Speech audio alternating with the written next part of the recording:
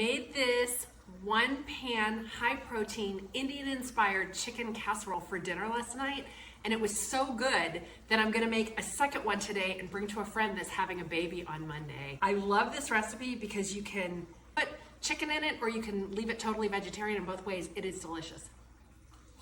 Okay, I've got 1 can of drained and rinsed chickpeas, any kind you like. Got a couple handfuls of spinach. I'm just gonna rough chop it.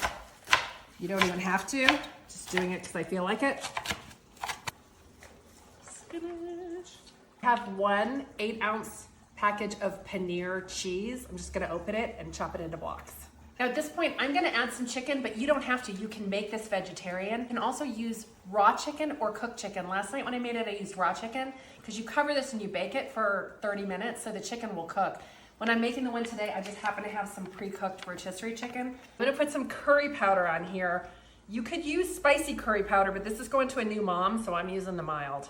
I'm gonna add 8 ounces of tomato sauce. I actually don't even have tomato sauce. I'm using crushed tomatoes. I'm adding 4 ounces of either heavy cream or half and half. If you don't like dairy or don't wanna do dairy, you could use whatever, plant-based milk.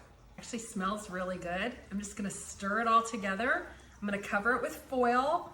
I'm gonna bring it over to her house with instructions, but you just put this in a 450-degree oven for about 20 minutes.